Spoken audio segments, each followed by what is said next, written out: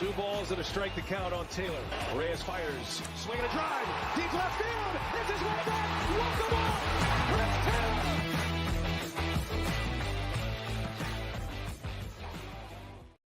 What's up, everybody? Welcome into DodgerHeads Live, presented by DodgerBlue.com, part of the Blue Wire Podcast Network. My name is Jeff Spiegel, joined tonight by Daniel Starkand from Dodger Blue, of course, also Lakers Nation, enjoying the 7-day layoff that includes the NBA All-Star break. Daniel, thanks for being with us tonight. How you doing?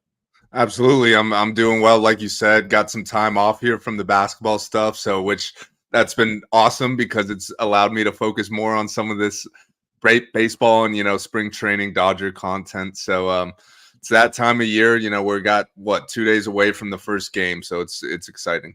Yeah, and thanks everybody joining us live on YouTube, on Facebook, on Twitter. We appreciate it. We know this is a later show, 9 p.m. show. Normally our Tuesday night deal's at 7. That was my bad, had a conflict. So bumped it a bit. So thanks to the hundreds of people that are joining us live. We appreciate it. Those listening after the fact on Apple, Spotify, Google, or even just on YouTube, thank you as well. We will be back this week on Thursday as well. There will be a live show following the Dodgers spring training opener. So be on the lookout for that. We got some guys who are going to be down in Arizona. Daniel, you're going to be down in Arizona. Is that right? I am. It actually worked out well with the Lakers are playing the Suns this Sunday. So I was able to talk our boss, Ian, into sending me along with the Dodger guys. I'm only going to be able to see one Dodger game when I'm there, but I'm looking forward to it. I love it. I love it. Well, lots to get to tonight. We're going to talk about, as I joke, the most famous spring training batting practice home run in history by Shohei Ohtani. We're going to talk about some positive Max Muncy reviews via David Bassett. We'll talk about that opener on Thursday, a couple guys we expect to pitch, and then the opening of the series. Dave Roberts revealing who we can expect to be pitching in those 2 games in Korea, and then a fun question that was batted around on the old Dodger Blue text message chain that was not agreed upon, although I think Daniel and I probably will agree on this more than some of the other folks on that. And then, of course, as always, we'll take some live question and answer at the end as well. So let's jump right in, Daniel. Let's talk about that Shohei Ohtani home run off JP Fire-Eyes. And again, I joke, the most famous spring training batting practice home run ever. Blake Trinan strikes out Shohei Ohtani. JP Fire-Eyes in 5th pitch, absolutely smashed to dead center field. Give me your reaction when you saw that Ohtani did that to a guy that a lot of us like in Fire-Eyes. Yeah, that's it's a lot of our first impression from Fire-Eyes, and just because he didn't pitch at all last year, so that was a bummer. But at the end of the day, it's just batting practice, and it was cool. It's cool to see Ohtani get a hold of one, and the best part was obviously the sound of his bat. Like, his bat just sounds different than everybody else. And then as soon as he hits it, you hear all the fans in the background oohing and awing. So yeah, that was cool. And I thought, there was kind of a lead up to that. I feel like there was 3 or 4 days of live BP where Shohei's name would be on the list to take live BP. All the beat writers would tweet it out, and everyone would get excited. And then it was actually nope, false alarm. No live BP for Shohei today. So it was cool that he finally did it, and of course, that's why all the people were there, and he put on a show for them, as he does. Yeah, and it's hilarious because last week the story was Tyler Glasnow taking the mound, pitching, being really impressive, striking out Mookie Betts, and he was asked about it afterwards, and he's like, "Look, it's not really a fair fight. Pitchers are way ahead of hitters." And then fast forward a week, and it's a hitter who's supposed to be behind the pitchers, a guy in Ohtani who hadn't taken live outdoor batting practice since getting injured last fall. He comes in his first live off a real pitcher batting practice of the season. The first guy, he just goes in there and watches Ryan Brazier, I believe. He strikes out Blake Trinan and then hits a mammoth shot. So I guess I'll ask this, Daniel. Does this tell you more about Shohei Ohtani or JP Fire-Eyes? I'll say Ohtani here. Like I was saying with Fire-Eyes, and he missed a year and a half or whatever it was. That was also his first real outing of the spring, and that's no easy task facing Shohei Ohtani in your first outing. And I think JP even said it was just a fastball down the middle or whatever. So I think, like you said, it says more about Shohei, the fact that he could go however many months it was since last September without seeing live pitching. He's not full go yet even, and he still is able to just smack one to dead center. So I'm looking forward to seeing him in an actual game. It's probably going to be a little while before that happens, but I think there was already a ton of excitement with Shohei. Obviously, he's the talk of spring, not just in Dodger camp, but all around baseball. And then for him to go up and do that on his first day is only going to add more hype. The legend grows. I mean, first he's got the sort of the soft toss batting practice where he hits, whatever it is, 12 home runs in 23 swings or something like that. And then he faces real pitching, hits another home run. I'm with you. Fireisen, it's kind of misleading to say, hey, pitchers are way ahead of hitters, because Fireisen might be the exception given how much time he's missed and the build-up process for him. But I also loved the element of this story that Fireisen said that Evan Phillips texted him after the fact and said, hey, you should go find the ball and get Ohtani to sign it for you. So, I mean, clearly that tells you a little bit about the camaraderie they have, and the fact that they can joke about something like that is just hilarious. The idea of going and asking your teammate to autograph a ball he hit off of you in batting practice. But hey, if it's Ohtani, I wouldn't blame Fireisen if he did it. Absolutely. And the good news for JP Fireisen is when games actually start counting, he's not going to have to face that guy, Shohei Ohtani. So honestly, the fact that he's facing him in live BP I can't think of a better way to prepare you for a Major League Baseball season. One other thing on Ohtani briefly, this was a quote from Dave Roberts. He said a number of things, but this caught my attention. He said, I've heard from a lot of people that they haven't seen Ohtani laugh or smile so much as he is right now. In the famous words of you, no disrespect to the Angels of Anaheim, but I mean, what a positive review of the way that he's fitting into the clubhouse, the way that the guys are treating him. He's obviously feels good about the decision he made, it appears, but I just love hearing that. Like, of course he signed the contract. He's stuck here. So to some degree, so like how happy he is isn't necessarily the biggest story in the world, but the fact that he's having fun while also succeeding in these obviously very minor batting practice events, I just love to hear it.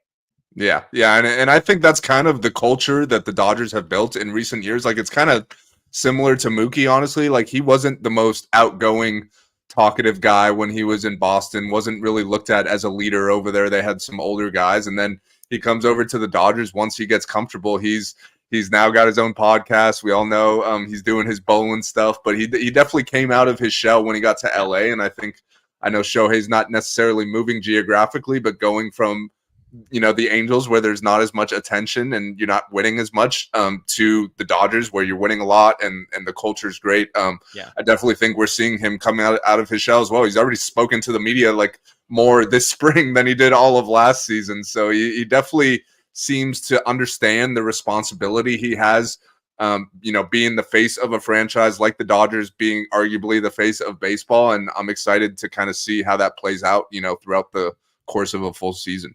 Yeah, absolutely. And again, we've got a fun conversation for later in the show about the face of the Dodgers and maybe who the guys on that Mount Rushmore at the moment are.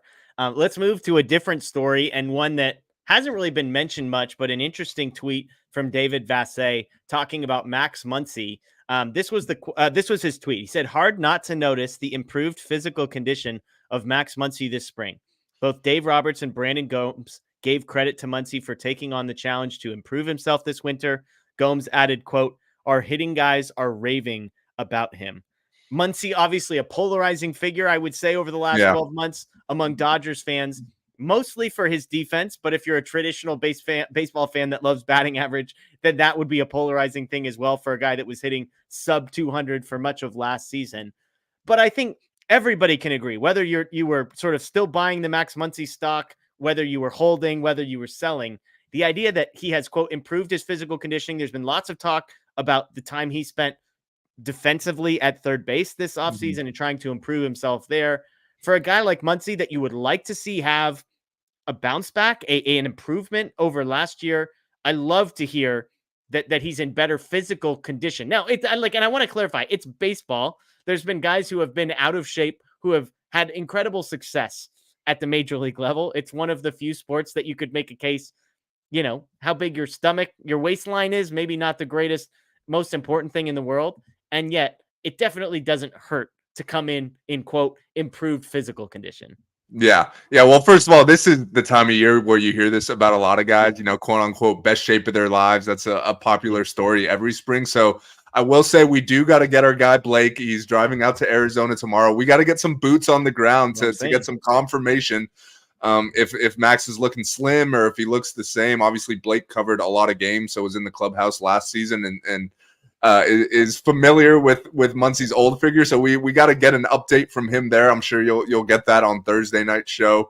But yeah, this is great. Obviously, like we talk about some of his issues, and the first one you look at is defense, and he's not, in the front half of his career. Like I believe he's 33, going to turn 34 in the middle of this season. So like he was going to have to slim down at some point if he wanted to avoid, being like a DH only in a year or two. Like we already saw the defense was declining last year. So it remains to be seen, how much this is going to help him, if at all. I think he's always been a pretty athletic guy for his size, but maybe now if he's slimmed down, he's even more nimble on his feet, which is necessary when you're playing over there at the hot corner. But I think, the word you used to describe Muncy, polarizing, I think that's a good one. And I think, there are reasons for that. Like you said, like the batting average isn't high, the defense isn't great, and those are important things to some people. But I think if you get past that, he's still a really valuable player. Like the guy is going to hit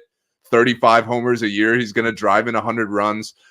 He's going to walk a lot. Like the batting average might not be high, but he's still going to get on base. And he's one of those guys that you like having, in the middle of your lineup because he's going to take pitches. Like, he's going to work counts, and he might have 3 at-bats where he sees 20 pitches, and that's helping get the opposing team's ace out of the game. So he's a good guy to have, like, in your number 5 spot or wherever he's going to be in the lineup. So I think once you get past the batting average and the defense, and who knows if he's in better shape, those could improve.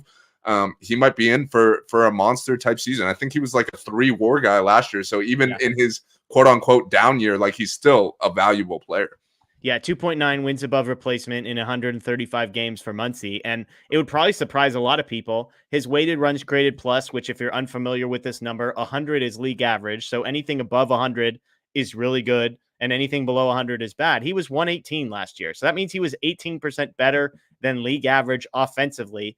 And you mentioned it. I mean, the batting average 212. Nobody loves that necessarily. He hit 36 home runs, had 105 RBIs, had an OPS over 800. And so all of that tells you that offensively, this is still a guy that can produce. You want to look at some StatCast stuff underneath the hood. 96th percentile in walk rate, 90th percentile in barrel percentage, 90th percentile expected slugging, 87th percentile in expected weighted on base average, 80th percentile in hard hit rate, 79th percentile in average exit velocity. I mean, these are all numbers that where red is good and blue is bad. There is a lot of red on Max Muncy's Baseball Savant page. Now, you mention it. He's 33 and a half years old. He's going to turn 34, I believe, right after this season ends. And so my question to you, Daniel, is we're coming off of, safe to say, outside of 2020, his 2 worst seasons in Los Angeles. In 2021, that weighted runs created plus number was 139. It was 133 in 2019. It was 162 in 2018. So for it to drop to 107 and then 118 the last 2 years, the wins above replacement goes from 4.6, 4.8, 4.8 down to 2.4, 2.9. Are you willing to bet on a bounce back? If I said, hey, the wins above replacement over under is 3.0, are you expecting him to have a better season this year than he did last?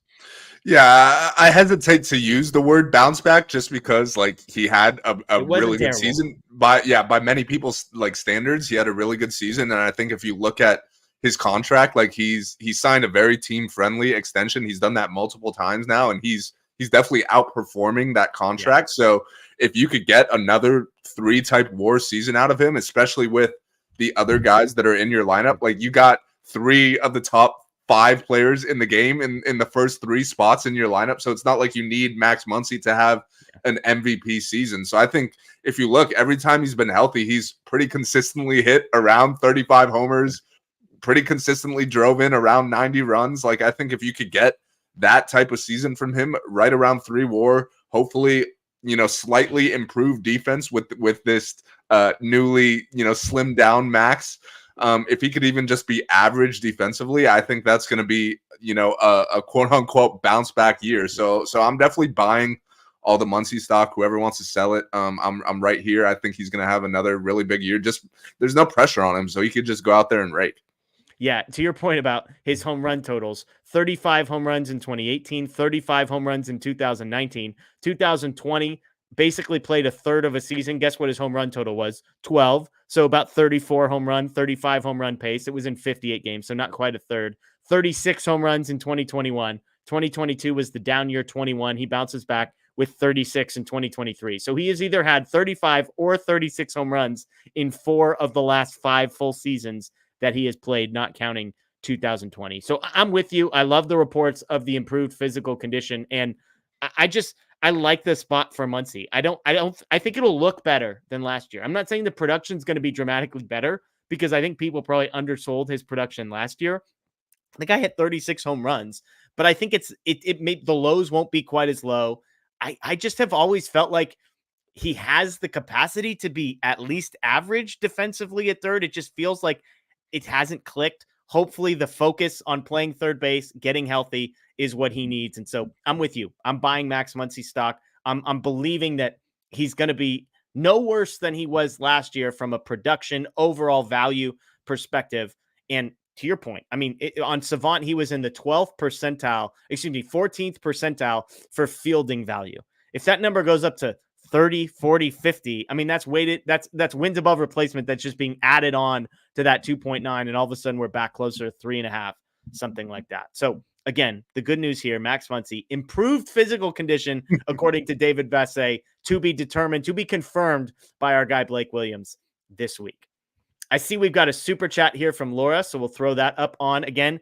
Thank you, Laura, for the super chat. If you want to leave us a super chat on YouTube, we will stop what we're talking about and get this in as quickly as we can. She says she's concerned about the Bueller update. Yes, vague. If you didn't hear this, Walker Bueller not expected to pitch in spring training, appear in any Cactus League games.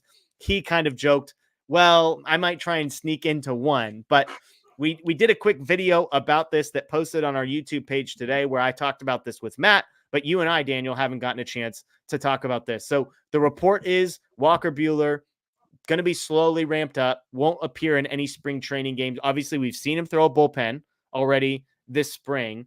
He talked about kind of needing to see how his body's going to respond in between and basically not wanting to put the team in a difficult spot where if he comes back and he can't eat innings, then it taxes the bullpen, et cetera, et cetera. So give me your thoughts. Are you concerned about this latest news update from Walker Bueller? I'm not really concerned at all, and it's because it's been pretty consistent with what has been the plan that they've kind of outlined like all along here, going back a couple months now. Like I think they've made it clear that Walker Bueller is not going to be on the opening day roster. Like they're going to slow play him. They're going to take their time building him up. He's coming back from his second Tommy John surgery. Like that's not a process that you want to try to speed up. And I know he kind of did at the end of last season, and then they kind of thought better of it and said, let's, hit the brakes here for a little bit. So until some sort of update comes out that says like he's having arm issues and that's the reason he's not pitching, I'm not going to be concerned. I think, limiting his innings is the right call here. Like he's coming back from a major surgery, and that's a guy who we've seen time and time again in October. Like if he's healthy, he's giving you a really good chance to win a game. And I think that's what you want. Like, I don't think if you're the Dodgers with the roster you have, you're not concerned about April and May. Like you're concerned about October and how can you get Walker Bueller as healthy as possible and in, the best shape as far as his arm goes in October. So if that means, no spring training and you go out on a rehab assignment in the month of April, then that's totally fine. Yeah. The quote that I was referring to, this is from Jack Harris, quote, I need to get to a spot where I'm not hampering our team from an innings perspective to be on the roster and to be in the rotation. But I think you hit it on the head, Daniel. Until the reports are that he's sore, that he's having arm trouble, then you have every right and reason to be concerned. But I think if you're somebody who's looking at the big picture and understanding how the Dodgers have handled situations like this and what their ultimate goals are, then I think it's reasonable to not even be surprised by the way they're handling Bueller. If I told you that the Dodgers are looking at Walker Buehler coming off a second Tommy John surgery, who hasn't pitched in a significant amount of time, if I told you, hey, the Dodgers are only going to trust him to give them like 80 to 100 regular season innings before the playoffs, that would make perfect sense. You'd say, you know what? I get that. If I told you, hey, the Dodgers' goal with Walker Buehler is not for him to be ready by opening day, it's for him to be ready by the NLDS, that would make perfect sense to you. Well, if those are your two goals, if you're the Dodgers, what would you do? You wouldn't start him pitching until April or May or even June, as David Vassegh kind of was like May, maybe even June. And if he's not going to pitch until May or June, then you don't want him pitching in spring training because the buildup takes. So you kind of have to work backwards. And if the goal is October, November to be ready to reared up to have thrown 70 to 85 innings or something, then work backwards. Okay, so that's about 14, 15 starts. That's half of a season. So when would that take you back to? About May, about June. And so as long as that continues to add up, which it does at the moment, and we have no reports of injuries, then I think that's, you don't have to worry about this. You don't have to feel sort of concerned or worried about this. I was surprised when David Vassegh came on our show and said May or June, because I assumed it was going to be April. But again, as I've kind of worked through it, I'm like, yeah, you know what? This kind of makes sense. And I see our guy Blake, who has repeatedly said that he thinks Walker Buehler is cooked, which apparently means something different than being washed. Those two words mean the same to me. Blake claims they're different, but 4.8 ERA is his prediction there for Walker Buehler. Just disrespect all over a guy's name who has had an unbelievable impact on the Dodgers and won some massive games for them. But you know, it is what it is with our guy Blake sometimes. But I think the bottom line, Laura, again, we appreciate the super chat, is no reason to be concerned. There could be health updates that are concerning. I just don't think today this is the one necessarily to be concerned about. Let's talk about a couple guys that are going to be pitching. The Dodgers kind of revealing who would take down the bulk of their innings in their opener on Thursday in spring training. I joked with you, this guy gets the opening day spring training start. I believe it's at least 2 in a row, maybe 3. I don't know. But Michael Grove and Gavin Stone expected to pitch in the spring opener. I believe it was Michael Grove that started the opener last spring as well. No surprise. It's typically guys like Grove, guys like Stone that get the early starts. And then some of the more familiar names will get worked in as they go. I guess my question for you, Daniel, as I look at these two names, it's kind of two interesting Dodgers pitching prospects that in some ways have landed at the same place of pitching in this game, but in very different ways. You've got Michael Grove, who jumped from AA to the major league level 2 seasons ago, I believe, and wasn't a top 100 prospect necessarily, in part because he was so far away from the major leagues at the time, was a first round or second round pick of the Dodgers. So came with that sort of pedigree, but has kind of been utilized not in the way that you would utilize a top prospect. He's sort of been reliever sometimes, starter sometimes. Hey, bud, we need you to wear this one because the bullpen's tired and you've given up 4 earned runs, but we're going to actually make it so by the time you leave, it's 9 earned runs because that's just your role today. And then you've got Stone, who was he was the top pitching prospect in the organization, not named Bobby Miller. He was the most major league ready top prospect last year. And yet he struggled in his call up to the major leagues last year. And so you've got kind of two guys that are in the same place, but have gotten there in very different ways. So I'm curious for you, how do these two compare? And is there one that if you had to pick a horse in the next 2 to 3 years that might have a bigger impact, who would you pick? Yeah, well, I think, first of all, this is a big spring for both of these guys. Like, I feel like spring training's different, like, depending on what your status is on the team. Like, obviously, the regulars are just trying to get ready for the regular season. But when you're Michael Grove and Gavin Stone and fighting for a roster spot and trying to make an impression on the big league staff, like, this is a big spring to go out and show how good you could be. I do look at these in kind of similar. You just kind of broke it all down, their prospect status and such. Like, these are two guys who are going to get innings this year, and they're going to be asked to make starts at time or come out of the bullpen at time. Like you said, they're going to be asked to wear outings. But until they could prove that they could be, effective major league pitchers, that's all kind of both of them are right now. Like, they're not in the Dodgers top 5. They're not even, necessarily 6 or 7. Like, they might be 8 and 9. We'll see. But I kind of look at them. I'd say I like Michael Grove's stuff more. Like, I think his stuff has played up really well out of the bullpen. I think there is some upside there. I don't know if he's ever going to be a big league starter, but I think he's a guy who, obviously his role is going to change. But I think if you did give him a bullpen role as kind of like your long guy, I think he could develop in that role and start to, have some success there. And I think with Stone, I still think he's more of I look at him as more of a starter. I'd say, like, I haven't given up on him completely. I know last year wasn't great, but I still think he's only 1 year removed from being like the Dodgers minor league pitcher of the year. Like, he was incredible in 2022. And, I still think there's a chance he could bounce back from that. I don't think his stuff is as good as a Michael Grove, definitely not as good as a Bobby Miller, not even as good as an Emmett Sheehan, but I definitely think he could still be like a back end of the rotation type guy. So I think both of these guys are going to get a lot of opportunities this spring. As we're seeing, they're throwing them out there the very first game. That means they're going to be thrown a few days after that, then a few days after that, and so forth. So we'll see which one of them kind of emerges. But I'd say Michael Grove probably has a better shot of making the big league roster. I don't know if you agree with that, but I think there's more of a pathway for a role for him right now. Yeah, I think that's a good way of putting it. I think if you look in the bullpen, the Dodgers, it seems like, are going to go with a 6-man rotation. And to do that, you probably got to have one guy who's sort of the long guy out of the pen.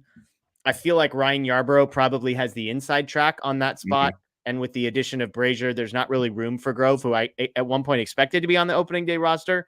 But I think, as has been the case previously, Michael Grove might be the 14th pitcher on a 13-man staff at the moment that will probably be up within the first couple of weeks of the regular season, and probably one of the first guys called if there's an injury. I still think so. I think in that sense, I agree with you. I think it's kind of like a floor ceiling debate. I think Michael Grove, the floor is he's going to be like a really solid relief pitcher at worst. Yeah. And look, Michael Grove, been on the show a number of times, incredibly good dude. I really enjoy every time I get to talk to him. So I'm biased when it comes to Grove, but I would say the Dodgers haven't exactly done right by him and set him up for the most success the way they use him. And he's talked openly about, like, it's really hard if you don't know if you're pitching in relief or starting and how to approach the day to day from that regard. I think if they just and he got promoted straight from Double-A. Keep that in mind. So when he first came up, he was the first guy Andrew Friedman had ever done that with. Emmett Sheehan now the second. So I think it's worth pointing out he hasn't been set up for success. I think if they just said, hey, you're going to be a relief pitcher, I don't think he'd love that. He said he still wants to be a starter, but I think he'd be really good as a relief pitcher. His stuff plays up. It'd be an upper 90s fastball with a power curve. It'd be really good. I think with Stone, there's way higher of a ceiling, because if you believe the prospect hype of a year ago, this is a guy that could be a number 3 starter, maybe even a number 2 starter if things break the way that they could for him. Fabian Ardaya, when he was on our show, mentioned offhand that Gavin Stone had a foot injury, I believe last spring, that kind of the Dodgers believe messed with his mechanics as he was trying to recover and pitch through that. And that could be why he struggled, that there's people optimistic. And so I still would be buying Gavin Stone stock more than Michael Grove stock, because I think the upside is there. But to your point, I think we're going to learn a lot about both of these guys this season. Grove, hey, it is what it is. This is your role. Can your numbers be better than they have been? And Stone, all right, last year, maybe a foot injury, first cup of coffee. We get it. But what's year 2 going to look like? Because at some point you kind of run out of excuses if you just get opportunities as a starter, because he doesn't have the excuses Grove has. Like, they didn't ask him to be a reliever. It was just come up and be a starter, and he got knocked around again. So I'll be interested. These are some of my favorite storylines to watch this spring. I've said all along, Gavin Stone's maybe one of the most interesting young guys to me, because if that foot injury thing is real and the hype that he had a year ago, is it possible that Gavin Stone just deals all spring?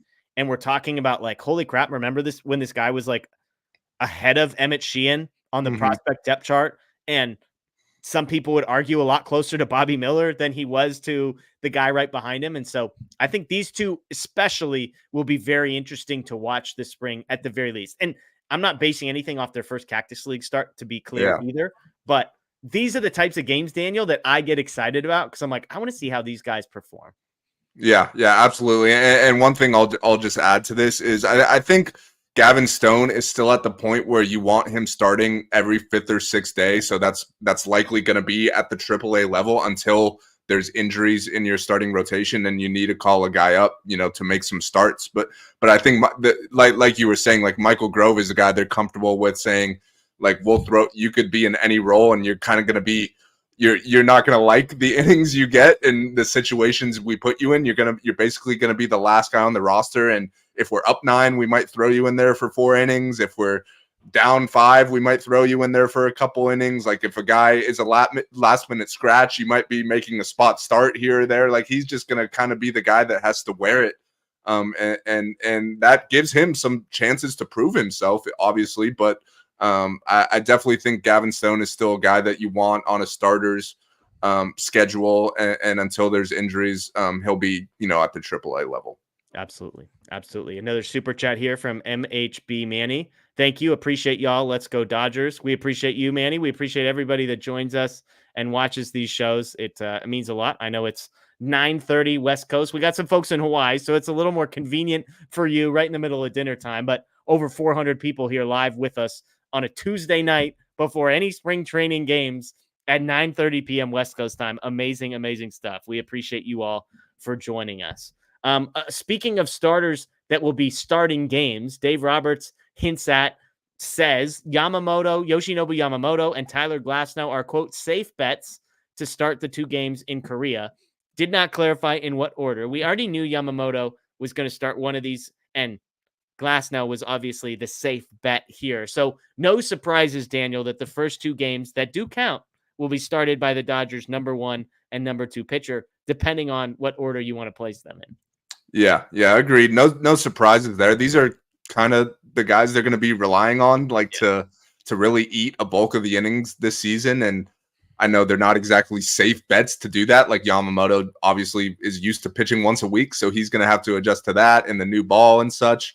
And Glasnow has had his own injury history, so I don't know if you could pencil these guys in for 200 innings each, but they're kind of the top of the rotation guys that you are going to hopefully make every start and give the Dodgers quality at the top of the rotation. So yeah, it's not surprising that these guys are going to be getting the ball in Korea. We'll see how built up they are. By that point, there's still a month until then, so that should be plenty of time. And then after that, they'll probably come back and they could very well start the first 2 games of the season here in LA. So I'll be curious. Obviously, we'll see how they look in spring training. But Yamamoto in a big league game for the first time against that Padres lineup in Korea, that's going to be must watch for me.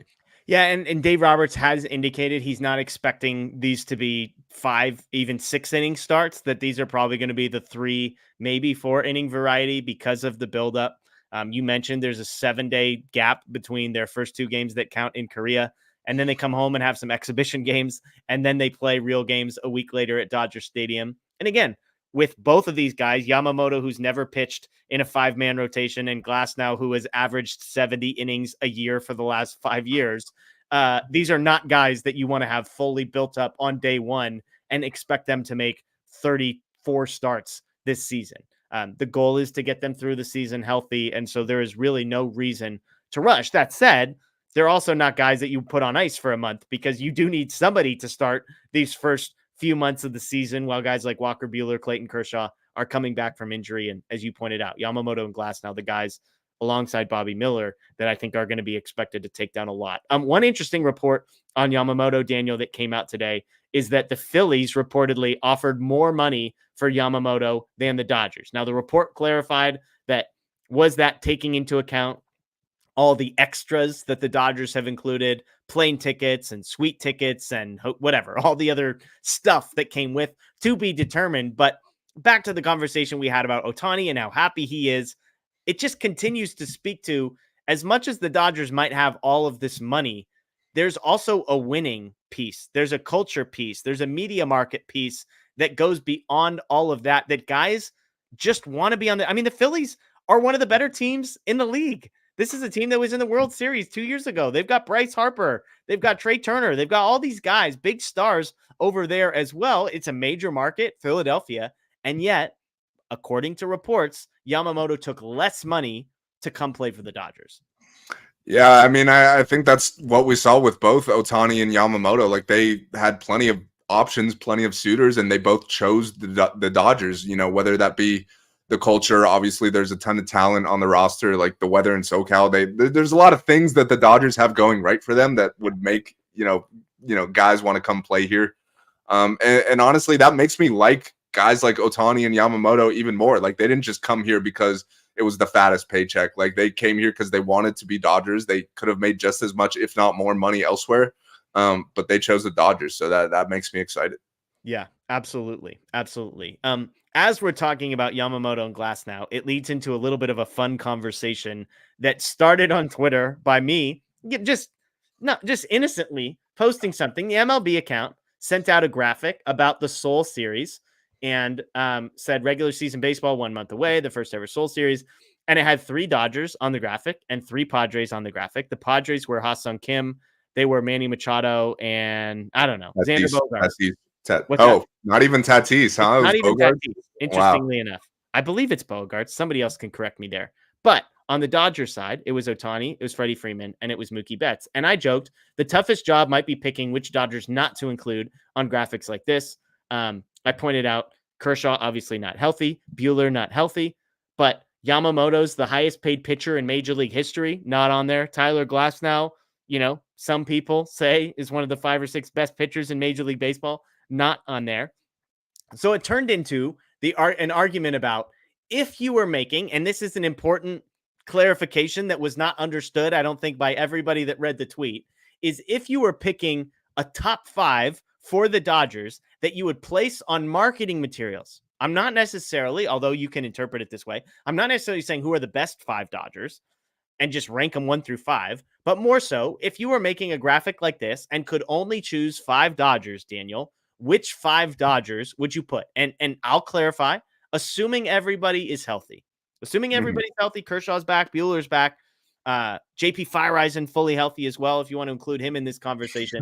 Which 5 Dodgers would you include? So I'll start by saying number 1 is obvious. Ohtani, as you pointed out, is the face of the Dodgers. He is the face of Major League Baseball. He is arguably the face of sports outside of soccer in the world right now. Ohtani, I think, Daniel, is an obvious number 1 choice.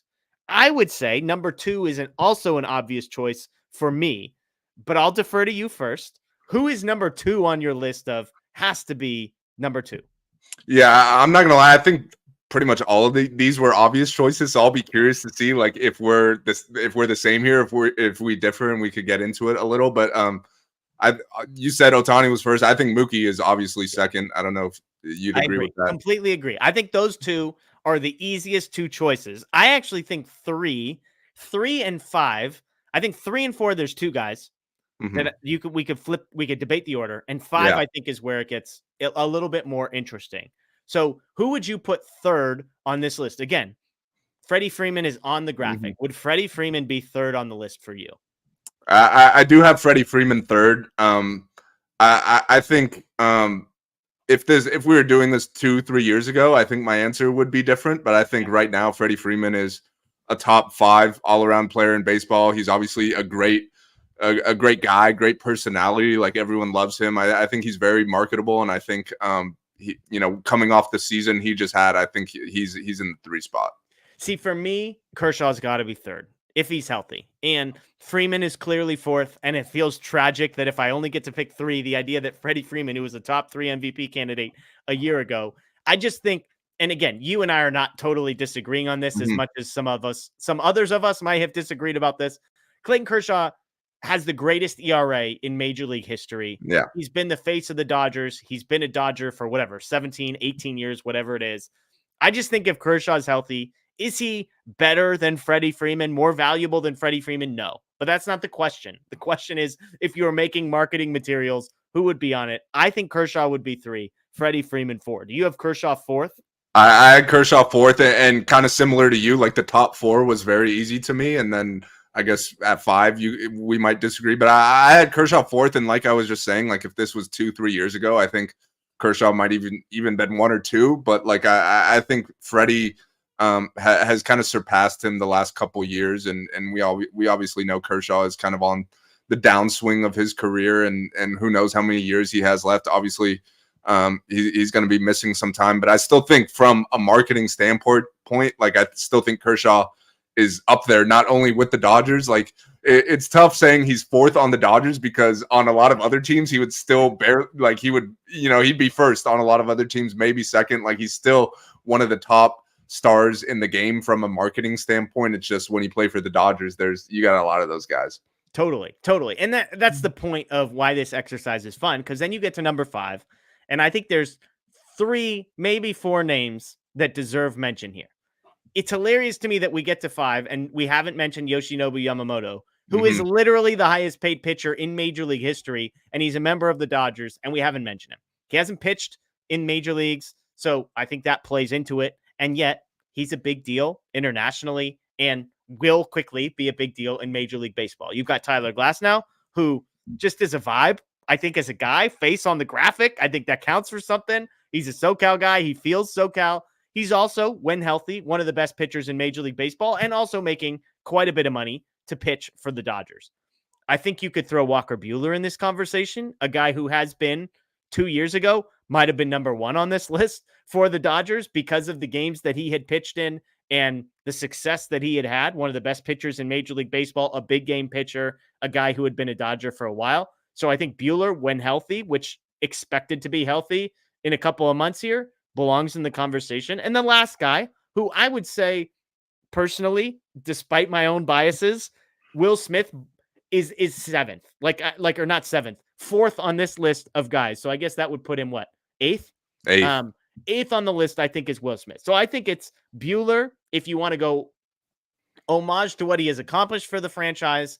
And he's still, again, I want to clarify this because in the debate, this was not made clear. This is marketing materials we are talking about here. So is it Walker Buehler? Is it Yamamoto, the international star who makes all the money? Or is it Tyler Glasnow, who I think you can make a case right now when healthy might be the best pitcher on the Dodgers? So for you, who of those 4 guys would you put in the 5th spot?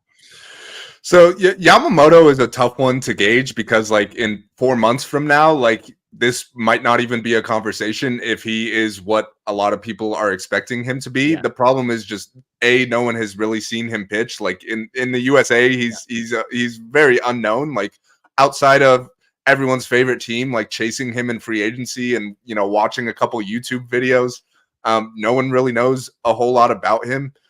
So it is tricky, but I do think give him some time and let him pitch. And I definitely think he's going to earn that 5 spot. And I think that's why I'm just going to put him there now, because even if he's not necessarily that big face right now, I think he will be very soon. And I still think when you're talking, especially we're talking about like games in Korea here, like, internationally, I think Yamamoto is a bigger star than he is in the United States. So I do think there is some global marketing appeal there with him.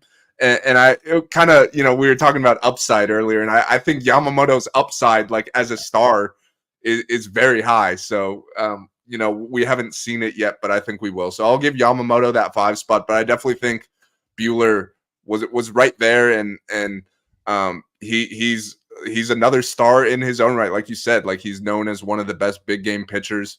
And I know we're taking injuries out of this, but it's also hard. It's hard to just ignore that he's coming off his second Tommy John. Like we need to see him pitch to know if he's going to be the Buehler that he was, pre-surgery, or if we need to lower our expectations a little. We really don't know until we see him pitch. So I'm going with Yamamoto right now. He's going to be probably on the mound on opening day. Like I think the fact that the Dodgers and all these other teams were willing to, dole out $300+ million for him shows that they're confident he's going to be a star. So I'll buy in as well. Yeah, I'm with you. I think Yamamoto's 5th. I think our guy Blake is pissed because I would have Buehler ahead of Glasnow if we're talking marketing materials, because I think both of them have injury issues. But if we're talking about 2 guys who probably have similar standings in the game, if you look back on recent history, and one of them has long time been a Dodger and pitched in big moments, and the other was toiling away in Pittsburgh and Tampa Bay, I think Buehler probably gets the edge of those 2 guys. 6 months from now could be a totally different story. But today, I'd probably have Buehler, then Glasnow, and then Will Smith. I love Will Smith. I think he's a great player. From a personality perspective, it's just not there. I mean, I love the guy. I got to interview him in spring training, and he seems like a really nice guy. He's just, Glasnow is far more engaging, charismatic. I think all these guys are more engaging and charismatic, and to each their own. Will Smith doesn't have to be those things. He's a heck of a good catcher and incredible offensively. So I'm with you that Yamamoto's fifth. I'd go Bueller, then Glasnow, then Will Smith, then who knows? I don't know where we go from there. Muncy, I guess. Muncy, yeah. Joe Kelly, love. James Outman, maybe. I mean, because James Outman's kind of got the vibe. Bobby Miller, probably ninth. I guess I should say that. You could make a case Bobby Miller should be ahead of Will Smith, which I wouldn't argue with you. If Bobby Miller's in there, Will Smith, I mean, 10th. There's not really anybody like I'm thinking like Brewstar. I mean, like honestly, like is there somebody in the bullpen? Brewstar is like a setup man, so that doesn't get you fired up. No. Is Brewstar or Max Muncy? Is Muncy ahead of Brewstar? Absolutely, yeah. I think if you took a poll around the world, there way more people would know who Max Muncy is than Brewstar. Even though I personally love Brewstar and I've been in his corner for years now. Yeah, and no disrespect to James Paxton, but you're not in the top. You got some work to do to crack the top 10 there. So, and hey, to be clear to the people in the chat, I'm not anti Will Smith. If you've been around here, I'm as pro Will Smith as they come. I'm just saying he's just a guy that talking to the media is not like his favorite thing to do. And he's not unkind about it, but he's just a shy, sort of quiet, keep to himself guy. And kudos to him. If we're talking marketing materials, it's that was the premise of the conversation. So, all right, let's get to some questions from folks and we'll start with the super chat. Thank you for this. Sorry, it took us a little while. Fiery Taco. Is there a series you're excited for? Excuse me, y'all are excited for apart from opening day. So take the Korea series out against the Padres. Take opening day out. Daniel, is there a series that you've got circled on the calendar that you're interested to see? I mean, series with the Braves are always ones I look forward to because that's kind of the measuring stick. Even though neither team has made it out of the first round the last couple postseasons, those have been pretty much unquestionably like the best regular season teams in baseball. And even if you look like going into this season, they are probably the most two talented teams like on paper. So I look forward to those and the other good teams as well. Like now with the schedule, how you play every team. So like the Dodgers will play the Astros, the Dodgers will play the Yankees. The Orioles are another good AL team. Like I look forward to those type of matchups, especially the AL teams where we're not used to seeing the Dodgers and the Orioles playing very often. But I think that's going to be a fun series whenever it is. Yeah, I see people saying the Dodgers versus the Yankees in New York will be a fun one. I was just looking. How about this series? End of three series in a row. This end of April into May. At Toronto for 3 games. You've got the Ohtani storyline in Toronto. Wait, Ohtani's finally getting on a plane to Toronto? That's what you're saying? It's true. Yeah, it's true. I don't know. Maybe he just takes a bus since he's coming from Washington, D.C. just to make sure that he never gets on a plane to Toronto. But following that, it's at the Diamondbacks, their first matchup with the Diamondbacks, who, of course, knocked them out of the postseason last year, and then follows with a 3-game home series against the Braves. So that'll be a good one. I mean, anytime they play San Diego, it's a big one. So about a week after that, they're in San Diego, May 10th, 11th, 12th, and then in San Francisco. Those will be fun series. Just kind of scrolling through the Rangers at home. So Corey Seager, if he's healthy, currently not healthy, but if he's healthy, kind of him being back in LA could be a fun one. The Angels, what do we think? The Ohtani Angels reunion, Daniel? I'll be curious to see what type of reception he gets down in Anaheim. I would assume he's going to get cheers, but you never really know. Yeah. They got the Red Sox at home coming out of the second half. At the A's. Who's not excited for a trip to Oakland or wherever they're playing baseball games this year? Hard not to be fired up for that one. You mentioned Baltimore. That's a good team that's going to be good. At Anaheim, by the way, is September 3rd and 4th. So Labor Day weekend there. So they'll be out of the playoff race by the time that series comes around. Yeah. Whether Mike Trout is healthy or not to be determined on that one. At the Yankees, June 7th, 8th, and 9th. I was like, I know I missed that one there. So great question. And again, thank you for the super chat, Fiery Taco. We greatly appreciate it. Let's get to some other questions. GI, Trinan, Hudson, Fireisen, 1, 2, or all 3 making the opening day roster. Dave Roberts, Daniel, had a quote basically saying all 3. where he's penciling into the opening day roster. That surprised me. I'm not sure I would bet a large amount of money on all three of these guys being healthy a month from now, but it sounds like that's the plan.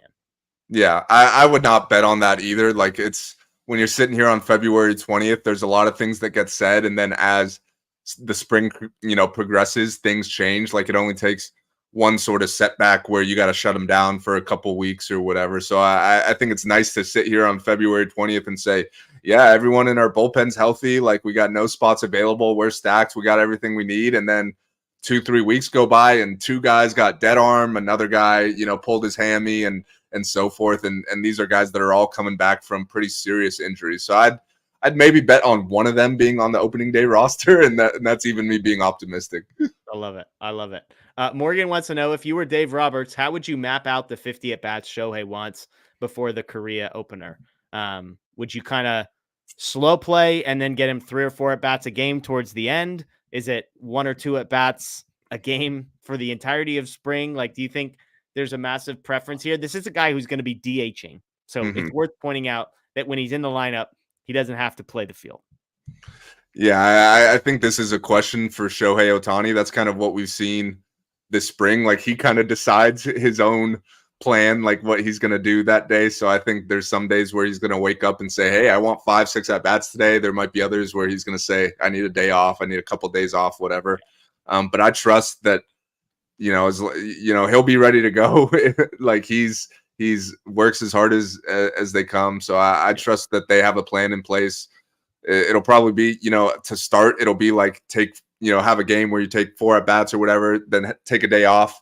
Like, it'll be on and off for the first couple weeks probably. And then we'll start to see him play back-to-back days a couple times towards the end of the spring. And then it'll be opening day. Okay, we do some food questions on here. Richard's got a question. You crash on an island.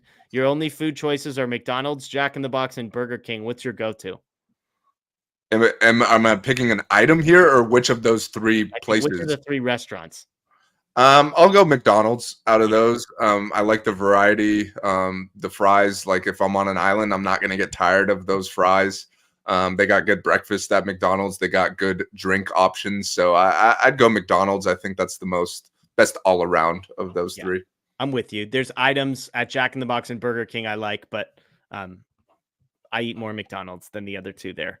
Okay, let's get to some other questions here. Oh, somebody asked, let me see if I can find this. Here we go. David wants to know your opinion on the Rendon comment. And Angels fans say Ohtani chose an easy way to win a championship. The Rendon comment, if you missed it, was, hey, I've got other priorities in life than baseball. Then he was asked, well, is baseball a priority to you? And I believe that was where he said, well, I'm here, aren't I? And basically said, like, I'm not super pumped to be here early talking to you all. I have other priorities in life other than baseball. I'll start on this. I actually kind of respect Rendon for having the view that he has. And what I mean by that is, like, I think having other things in your life besides just what you do for a living is actually a really healthy way to live your life. And the fact that his family matters more to him than his career as a baseball player, I think is a really admirable, great thing. I think he said out loud the thing that most guys think and aren't dumb enough to say out loud when it came to the parts of his job. I can assure you that 98% of these guys hate having to talk to the media and having to show up early to do it and all of those things. Like, I joked to my brother when he sent me that quote. I was like, I respect it, and I think he's right, but I also would have lied if I was him and just said, yeah, of course I love baseball and I love being here and I'm happy to have these conversations. So I actually kind of liked what he said and agree with him, but I wouldn't have said it. Like, I would have just been like, no, this is great. I love baseball. Yeah, I mean, I'm glad he's not on the Dodgers. I'll say that. I think they dodged a pretty big bullet there. My opinion is, yeah, of course. Like, I don't think anyone is sitting here expecting you to put baseball ahead of, like, your family. Like, I think that's, I think that's a given, and should, like, I certainly hope there aren't, like, people in the Angels organization saying, like, you need to leave your family and work harder, like something like that. So I definitely agree. Like, that should be his priority, but I do think baseball should be a priority, especially when you're making as much as he is, for as many years as he's making them. Like, I definitely think you would want to fulfill that contract and work hard to get back on the field. Like, obviously injuries are going to happen and you can't really control that. But I definitely think he could have a better attitude. I definitely think he could, show that he wants to be there for the fans who show up to Angel games. Like, God bless their souls. If I was an Angel fan, I would not be showing up to games at this point. And believe it or not, there are still some people in that, organization that back Rendon. And I think he should feel some sort of responsibility, to want to perform and help the Angels win baseball games. And that's not really what we've seen from him. He's kind of gone MIA when he's injured. He doesn't, show up to the field and obviously doesn't talk to the media. We know that. So that he's just hasn't really acted like a franchise player. And again, I'm not like, he should not put baseball over his family and his faith. Like, I think as far as priorities go, I think baseball should be third. But I don't know if baseball is third for him, and that's kind of where my issue is. And I'll just conclude it by saying again that I'm just glad he's not on the Dodgers. Yep, they dodged a bullet there, reportedly offering him a contract that he didn't want. Looking at his Fangraphs page, he has played 58, 47, and 43 games the last 3 years and has a combined 1.1 wins above replacement. So it's tough to say that when you're making that amount of money and you're playing that poorly, is all I'm going to say. It's a bad look. You might be right, which I think you are, but it is what it is. Ella Shiva, question. Do you expect Vesia might be sent to AAA during 2024 sometime? I think there's a pretty good chance he starts the season in AAA. If you just do the math on the number of relief pitchers they have, and if they are going to keep a guy like Ryan Yarbrough around who has no more options, if Daniel Hudson really is going to be in the Major League bullpen, there just isn't room for Vesia on the Major League roster. Now, one person getting hurt in the Dodgers bullpen with the list of guys we've already mentioned, Joe Kelly, who rarely seems to be healthy, I think it's very likely that he's the first guy called up. I mentioned Michael Grove might be number 14. I'll correct that. He might be 15. Vesia's 14. But I think he might start in AAA, Daniel.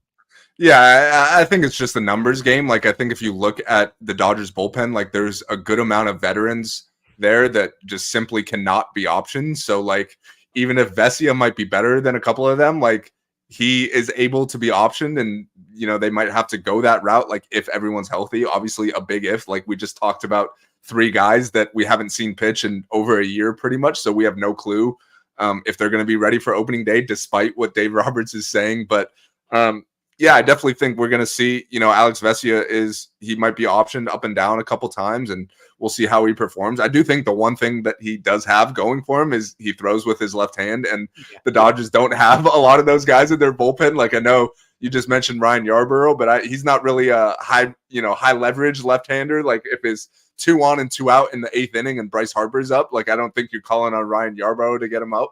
And I know you have a lot of disrespect to Ryan Yarbrough, though. Yeah, no disrespect, of course. But I know you got a lot of righties that you would trust in that situation. But I also think when Alex Vesia is going right, like, that's the ideal scenario to throw him in. So we'll see who stays healthy. But I definitely would expect him to kind of be going up and down, especially in the first month or whatever. David, question. What's your opinion on the series in South Korea?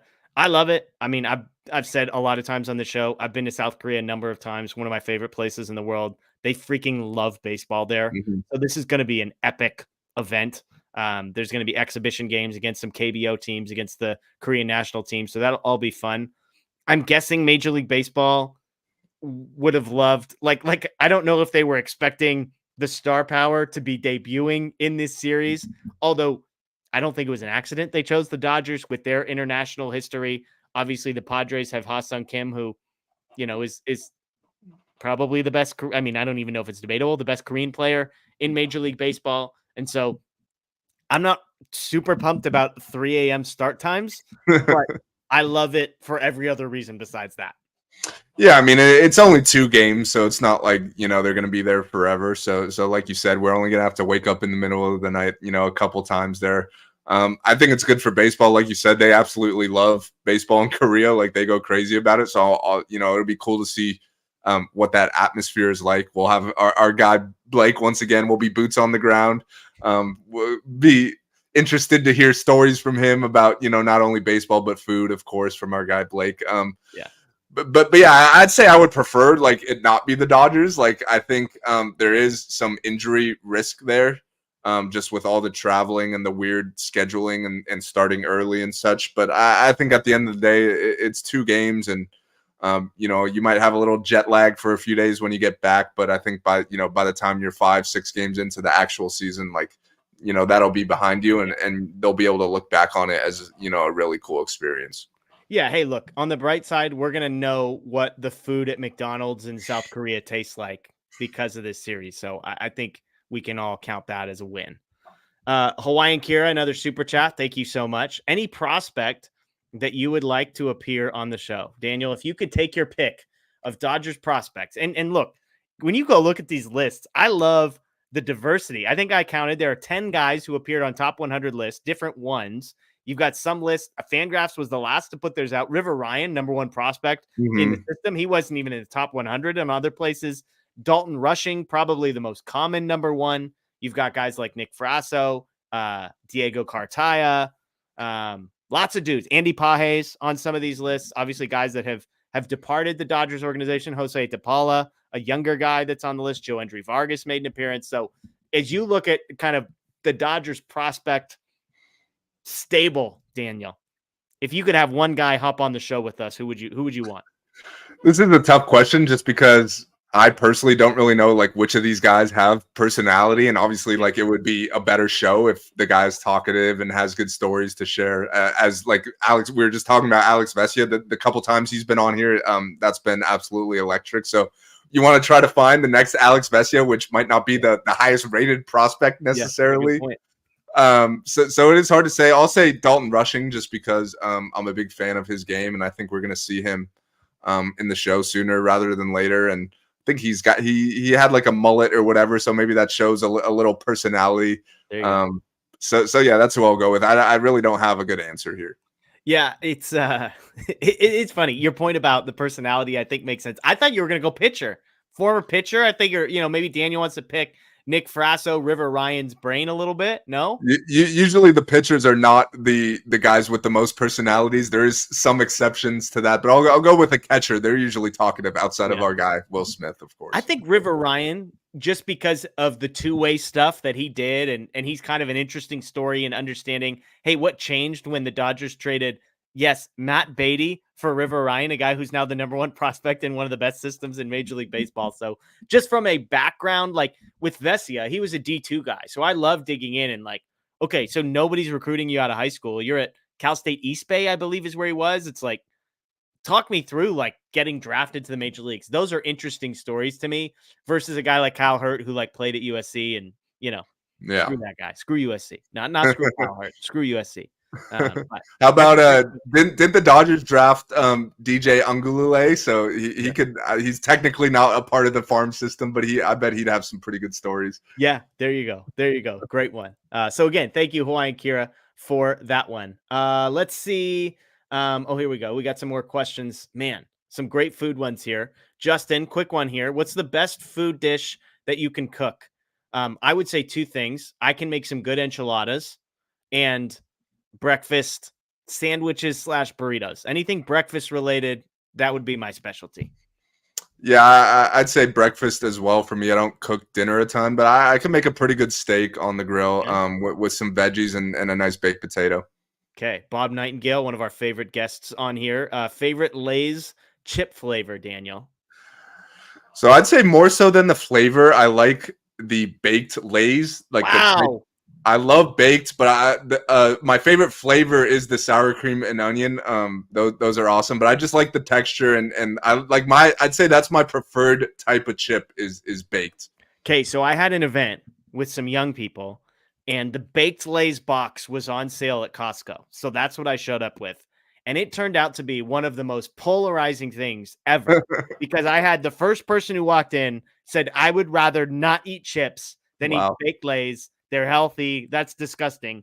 And 3 minutes later, a girl walked in and said, baked Cheetos are my favorite chip, period. Any kind of chip. So baked Lay's, I love the taste. I love the taste. Yeah. No, if you would have walked in with that box and I was there, you would have been, my best friend that day. Cheddar and sour cream. That would probably be my favorite flavor. If we're going Lay's, not all chips, but Lay's specific. I would go with that. All right. Spliffman wants to know, Daniel, where's the Kings banner? No LA Kings banner? I don't watch a ton of hockey. Our guy Blake. They just like fire their coach. I think the Kings have been struggling lately, but yeah, not a big hockey guy. TQT. Chris Taylor has been the 10th starter for a few years, but Margot seems first in line as the right-handed complement to Hayward. Where does that leave Taylor? Is he an Outman platoon partner, traditional utility player? I think this is I think he's just going to be everywhere. He's the backup at third base. I think he's the backup at second base. I think he's the backup in center field. Like, I think he's just going to be, I think you've got Margot is going to be platooning with Hayward. Outman's going to be every day. Teoscar is going to be every day. And Chris Taylor, all those guys, like if all those guys are getting a day off a week or a day off every 10 days, well, that's 5 or 6 games when Taylor plays one in center, one in left, one in third, one in second. I mean, maybe even he might start at shortstop if Lux isn't playing. So I think he's going to play a bit, but all over the place. Yeah. And just to add on to that, like if you have a guy, get injured, like let's say Teoscar pulls his hamstring and he's out for 3 weeks, Chris Taylor becomes your everyday left fielder for the next 3 weeks. Like he could do that pretty much anywhere. So I think that's pretty much what we're going to see from him. Player, any thoughts on Hyunjin Ryu going back to Korea for 4 years, approximately $12.75 million instead of continuing in the MLB? I freaking love Hyunjin Ryu. Yeah. He's the man. And look, if you're from a place like South Korea and could go back and play in a spot where you're like an icon, that sounds amazing to me. So shout out to Ryu. I'm sure the offers in America weren't that great given health history and recent performance. So whatever this guy wants to do, good for him. I love this guy. Yeah, I think he's one of those guys that Dodger fans are just always going to love. And actually, I forgot who, but I saw someone retweet something that basically had his career MLB stats. Someone retweeted that today, and the guy was actually like had a really good career. Like he had like a 3.1 ERA for his career and like a 20 WAR in however many seasons it was. So obviously he came over, kind of in the back half of his career, and I think he had a lot of success. He had some good years with the Dodgers. He had some years where he had Cy Young votes. Obviously, we know he couldn't always stay healthy, but he was always a joy to watch. Hawaiian Kira, is the team traveling all together, or will starters go ahead to acclimate? I think because of the exhibition stuff they have beforehand, I'm guessing everybody goes together would be my guess, because I think they're going to be there for a few days at least, probably 3 or 4 or 5 days before the real game starts. So Daniel or somebody else can Blake or somebody else might be able to confirm that, but I would guess that they're all kind of going over together. Let's see. All one. It's an interesting one. What are the odds that the Players Union and MLB amend the rule and send the Dodgers to Japan next year? Obviously in reference to Otani and Yamamoto. Look, I mean, from a marketing perspective, I'm sure the Dodgers would not hate it. As fans, you might not like it, but I'm sure the Dodgers would love to be the team that goes to Japan. And as we've already talked about, knowing that 90% of people in Japan are going to have Dodgers hats on, I think is a real possibility. So do you agree, Daniel? Like if the Dodgers given this chance, I think they do it. Yeah, absolutely. And I'm sure there's been talks in the league office already. I don't know if there's like rules in place that like, because the Dodgers are going to Korea this year, like maybe they have to wait a couple years before going international again. But yeah, I definitely think specifically like Japan, I think the Dodgers would be open to that. Probably nowhere else considering they're doing this Korea trip, but I definitely think Japan is the one exception. Yeah. I see somebody asking about Muncy's improved physical condition. We talked about that earlier, so be sure to sort of rewind the tape once we're done and you can find that. Look at you, Daniel. Baked Lays, you and Blake. Handshake emoji. I might have to rethink that take, I guess. Yeah, I did. I was waiting for a roast that Blake was gonna be an anti-baked Lays guy, but there you go. You and Blake agreeing on some food stuff there. Here we go. This will be a good question from Mookie. We'll close out with this. With both Ferguson and Lynn not on the roster anymore, are there any pitchers on staff who still make you sweat when they go up on the mound? Is there a guy? I mean, that's the beauty of the Dodgers, at least for now, is that you look at the starting rotation and it's Yamamoto, Glasnow, Bobby Miller, Emmett Sheehan, James Paxton. I'd say, Paxton, maybe, if you're having nightmares that he might be Noah Syndergaard 2.0, although I think that's not a fair comparison. And then in the bullpen, I think the guys that are in there Evan Phillips, Bruce Gratterall, Joe Kelly, Blake Trinan, JP Fireeisen, Daniel Hudson, if he's back there, Ryan Yarborough, like Brian Brazier. These are all guys you feel pretty good about. So I don't know. Is there a pitcher? Which pitcher maybe would you be the most nervous about entering a game? I mean, the thing about pretty much the entire starting rotation is we haven't seen them pitch on a consistent basis, so we don't really know yet. I'd say in the bullpen, like Joe Kelly is also always going to make me a little nervous, just because we know the stuff is great, but he doesn't always know where it's going. So I think there's always going to be a little nerves when Joe's on the mound. I see a lot of Vesia comments. I think that's a good one as well. Like he has times where he just kind of loses it. So I think those are probably the only two I could really think of.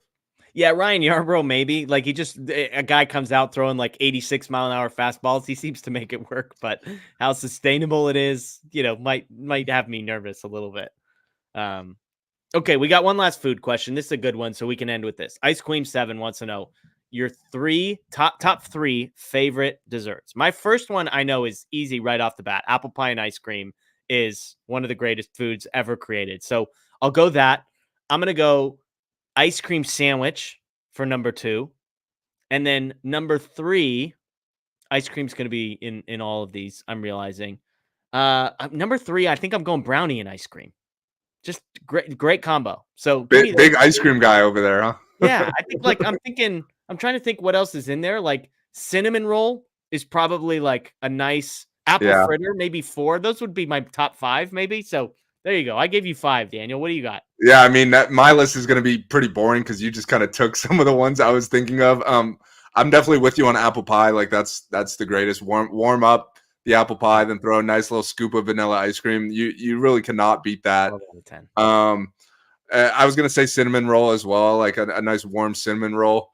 Churros are really good, like especially when you're at like an amusement park. That's always my go-to there. Trying to think, a good old chocolate chip cookie. You cannot go wrong there. Blake says cheesecake, which I think is really good. I like cheesecake. It's not my top 3, but I will not turn down cheesecake. Most steakhouses you go to, like they usually have like some sort of butter cake is what they call it. Butter cake. I'm a big butter cake guy. Like when you go to Mastro's or wherever else they got it. So yeah, I mean, I don't say no to too many desserts. Yeah. Like I'd say I'm not a huge like chocolatey guy. Outside of like just a pure like chocolate cake. Not really my thing. Not really a pumpkin pie guy. Yeah. But other than that, I mean, I don't like cake. That's one of my hot takes. Like just a plain cake or like a cupcake or something. Like I'll get up in those. Absolutely. Yeah. See, I'm not like cupcakes are out for me. Okay. We joke about ice cream. Ice cream cake, elite. Just an absolute elite dessert. So, I see some. Oh, but bread pudding. A great bread pudding is elite. So, I mean, we're making this up off the top of our heads. So, great stuff. Froyo, I mean, a little Dole Whip. There we go. Dole Whip's great. So, shout out. Also, I mean, look, desserts are great. So, Hey, everybody, we appreciate you joining us here on Dodger Heads. Again, I mentioned this at the beginning, but if you missed it, instead of a Friday show this week, there will be a Thursday show following the Dodgers' first spring training game. I believe Matt and Blake will be on that one, so stay tuned for that. Sunday nights, every Sunday night, there's a show. And then Tuesday nights at 7 p.m. normally. Tonight is the outlier. So 7 p.m. next Tuesday, I'll be back. And then Friday nights at 9 p.m. starting next week. So that's kind of the normal rhythm in the spring training. Tuesdays at 7, Fridays at 9, Sundays at 7. And then once the season begins, Sundays will stay at 7. Tuesdays and Fridays will be post-game shows, obviously, with plenty of other content mixed in throughout the week. So if you haven't yet, subscribe, ring the notification bell on the YouTube page. Find the Dodger Heads podcast and subscribe there as well. That is Daniel Starkand. My name is Jeff Spiegel, folks. Enjoy the rest of your night. And, of course, go Dodgers.